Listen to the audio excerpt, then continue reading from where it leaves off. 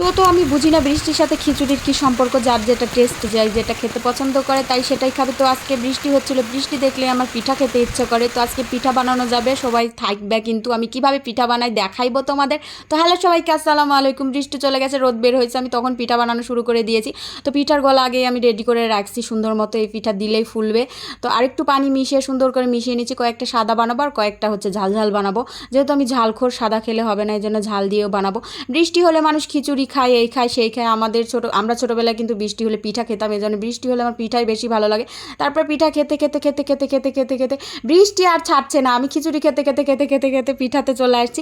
কারণ এত পরিমাণ বৃষ্টি হচ্ছে, খিচুড়ি পিঠা খেয়ে খেয়ে বৃষ্টিও শেষ হচ্ছে না। তো যাই হোক, দেখো আমি ইন্ডাকশানে পিঠা বানাচ্ছি, কী পরিমাণ সুন্দর হচ্ছে গাইস, সব পিঠাগুলো একদম ফুলকো ফুলকো হচ্ছে। তো তোমরা যারা পিঠা বানাতে পারো না, আমার কাছে পিঠার রেসিপি চাইবে, আমি সুন্দর মতো একটা পিঠার রেসিপি দিয়ে দিব। তো এটা হচ্ছে আমার একটুখানি একটা টিপস দিলে এই পিঠা সুন্দর মতো ফুলে যায়। তুমি যেখানেই পিঠা বানাবে সেখানেই পিঠা ফুলবে। তো আমার প্রতিটা পিঠা সুন্দর মতো ফুলকো ফুলকো ফুলকো ফুলকো ফুলকো ফুলকো হচ্ছে। তো এই দেখো কি সুন্দর হয়েছে, এটা আরও হয়েছে, মানে আরও এই গোলাটা যদি আমি আরও 1-8 ঘন্টা আগে রেডি করে রাখতাম তাহলে পিঠা কিন্তু আরও ফুলতো আর গ্যাসে আরও সুন্দর হতো। যেহেতু এটা ইন্ডাকশানে রান্না করছি, ইন্ডাকশানে পিঠা ভাজছি, তো গ্যাসে কিন্তু আরও সুন্দর হয়। তো একটা একটা করে সুন্দর মতো আমি ভেজে নিচ্ছি, তারপরে এটা যাবে পেট পুজোতে, মানে পেটে চলে যাবে। তো পিঠা বানানোর সাথে সাথে আমার দর্শক বসে গেছে, তাদেরকে আমি কিন্তু খেতে দিচ্ছি।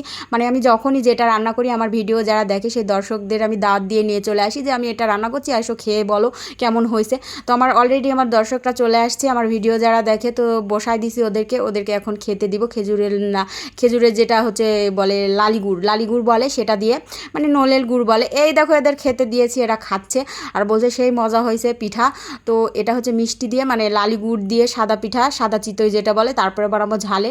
তো খেয়ে দিয়ে ওরা সবাই বলছে সেই স্বাদ হয়েছে, সেই স্বাদ হয়েছে। এই পিঠা যদি গাইস চুলাতে বানানো হতো, কি পরিমাণ যে স্বাদ হতো কি বলবো। এটা ইন্ডাকশানে বানানোর জন্য অনেকটা স্বাদ কমে গেছে, গ্যাসে বানালে আরও একটু ভালো লাগতো। আর এটা যদি মাটির চুলায় বানানো হতো তাহলে তো আরও ভালো লাগবে। আর আমি যেই খোলাতে পিঠা বানাচ্ছি, আমি যখন প্রথম রাজশাহীতে আসি, এটা আমার মা কিনে দিয়েছিল। তো তারপর থেকে আমি এটা বানাচ্ছি এখনও পর্যন্ত যাচ্ছে। মানে আমার রাজশাহীতে আসা মোট 6 বছর হচ্ছে। 6 বছর হচ্ছে এই কড়াইয়ের বয়স, মানে এই তাওয়ার। এখানে আমি পিঠা বানিয়েই যাচ্ছি। আগে একটা ঢাকনা ছিল, সেটা ভেঙে গেছে, পরে আমি আরেকটা ঢাকনা কিনছি। তবে এই ঢাকনা অর্ধেক ভেঙে গেছে, তারপরেও চলছে। কিন্তু এই পিঠার তাওয়াটা এত পরিমাণ ভালো, এখানে যেইভাবেই আমি পিঠা দিই সুন্দর মতো হয়ে যায়। তবে এই তাওয়া ভেঙে গেলে আমি এমনটা পাবো কি পাবো না তার কোনো গ্যারান্টি নেই। তো এটাতে এত সুন্দর পিঠা হয়। তো সপ্তাহে কিন্তু পিঠা হয় না, ফুলে না। তো আমার এটা অনেক ভালো, এই জন্য ফুলে। আর এটা আমার মা দিছে, এই জন্য মনে হয় বেশি সুন্দর হয় পিঠা। তো এই দেখো প্রতিটা পিঠা এত সুন্দর হচ্ছে। এখন এই যে পরে যেগুলো বানাচ্ছিলাম ঝালে, সেগুলো পিঠা আরও সুন্দর হচ্ছিল। কারণ অনেক সময় হচ্ছে যে এই গোলাটা মাখিয়ে রাখলে পিঠা ভালো হয়, মানে পিঠা সুন্দর হয়। 1 ঘন্টা আগে এই পিঠার গোলাটা মাখিয়ে রাখলে পিঠা অনেক ভালো হয়। এটা কিন্তু ঢেঁকিতে কুটা আটা না, এটা হচ্ছে মেশিনে কুটা। আমার কাছে ঢেঁকিতে কুটা আটাও আছে, সেই আটার পিঠা তো আরও সুন্দর হয়, ফাইন হয়, ফাইন। তো আজকে পিঠা বানানো পর্যন্ত, সবাই ভালো থাকো, আল্লাহ হাফেজ।